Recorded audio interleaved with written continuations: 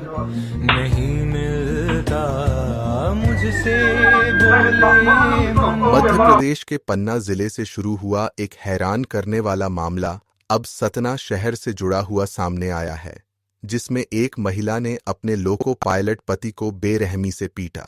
इस घटना का वीडियो सोशल मीडिया पर आग की तरह फैल गया और लोगों को चौंका दिया।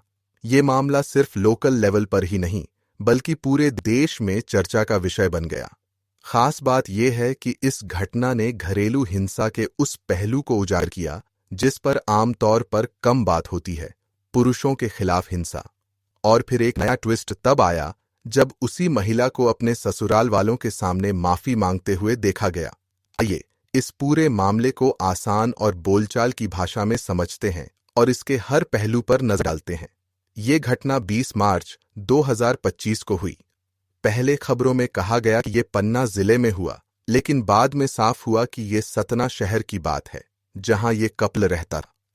पति का नाम लोकेश मांझी है, जो रेलवे में लोको पायलट है। वायरल वीडियो में उनकी पत्नी हर्षिता रैकवार को उनके ऊपर बैठकर थप्पड़, लात और घूंसे मारते हुए देखा गया। लोकेश बेचारा हाथ जोड़कर अपनी पत्नी से रुकने की गुहार लगा रहा था।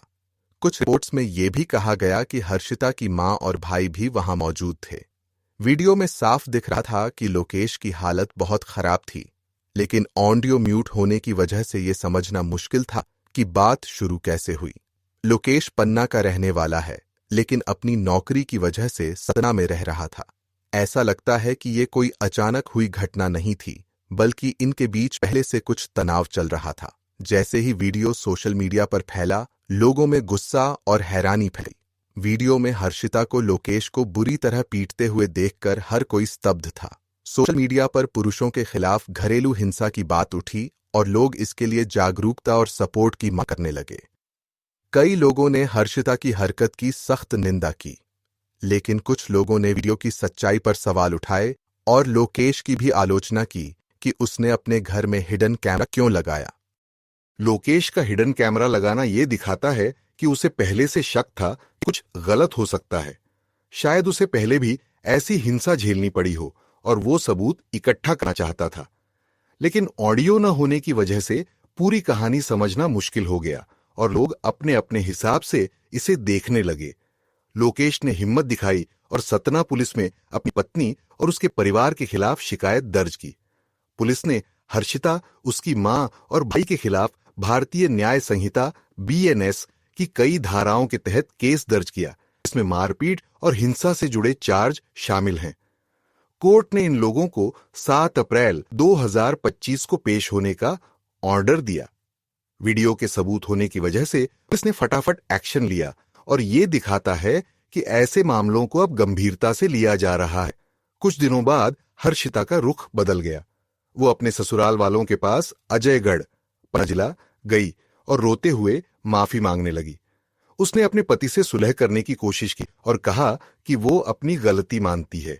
अपने छोटे बच्चे को लेकर वो पुलिस स्टेशन भी गई ताकि शायद मामला सुलझ जाए। उसकी माफी के पीछे 2 बड़े कारण हो सकते हैं। एक तो कानूनी कार्रवाई का डर और दूसरा सोशल मीडिया पर हुई भारी बदनामी। हो सकता है कि हर्षिता को सच में अपनी गलती का एहसास हुआ हो, या फिर वो बस कानून के शिकंजे से बचना चाहती हो। लेकिन उसका ये कदम दिखाता है कि पब्लिक और कानूनी दबाव कितना बड़ा रोल निभा सकता है।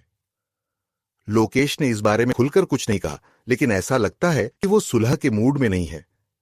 इतनी बड़ी घटना के बाद उसका भरोसा टूट गया होगा। उसके परिवार की प्रतिक्रिया भी मिलीजुली हो सकती है। कुछ लोग सुलह चाहते होंगे, खासकर बच्चे की वजह से, लेकिन कुछ लोग अभी भी गुस्से में होंगे। लोकेश की मां ने तो वीडियो के पीछे साजिश होने का भी शक जताया था। लोकेश और हर्षिता की शादी जून 2023 में हुई थी। लोकेश का कहना है कि उसने बिना दहेज के शादी की थी क्योंकि हर्षिता का परिवार गरीब था। लेकिन बाद में हर्षिता और उसके घर वालों ने दहेज मांगना शुरू कर दिया और उसे परेशान किया। लोकेश ने यह भी कहा कि हर्षिता ने उसके दोस्तों और परिवार से मिलने पर पाबंदी लगा दी थी और एक बार उसके खिलाफ झूठा दहेज का केस भी डाला था, जो कोर्ट ने खारिज कर दिया। इनके एक छोटी बेटी भी है जो इस पूरे मामले में एक अहम फैक्टर है। ये बातें बताती हैं कि इनके रिश्ते में शुरू से ही टेंशन था और शायद ये मारपीट उसका चरम थी। सोशल मीडिया पर इस घटना ने तहलका मचा दिया। ज्यादातर लोग लोकेश के साथ खड़े दिखे और हर्षिता की हरकत की निंदा की। पुरुषों के खिलाफ घरेलू हिंसा पर बहस छिड़ गई और लोग इसके लिए सपोर्ट सिस्टम की बात करने लगे। लेकिन कुछ लोगों ने वीडियो को फर्जी बताया या लोकेश के हिडन कैमरे पर सवाल उठाए। हर्षिता की माफी पर भी लोगों के रिएक्शन मिले जुले थे। कुछ ने इसे सच्चा पश्चाताप माना तो कुछ ने इसे कानूनी बचाव का तरीका कहा। यह पूरा मामला दिखाता है कि घरेलू हिंसा कोई आसान मसला नहीं है। यह सिर्फ औरतों के खिलाफ नहीं बल्कि मर्दों के खिलाफ भी हो सकती है और इसे भी उतनी ही गंभीरता से लेना चाहिए। सोशल मीडिया ने इस मामले को सबके सामने ला दिया, जिससे जागरूकता तो बढ़ी लेकिन साथ ही सच्चाई को समझने में भी उलझन हुई। हर्षिता की माफी हो या लोकेश का दर्द, ये सब बताता है कि ऐसे मामलों में सही गलत का फैसला करना कितना मुश्किल है। आखिर में यह घटना हमें यह सिखाती है कि सोशल मीडिया एक ताकतवर चीज है। इसका इस्तेमाल सही तरीके से हो तो जागरूकता फैल सकती है, लेकिन इसे जिम्मेदारी और संवेदनशील के साथ यूज करना भी जरूरी है।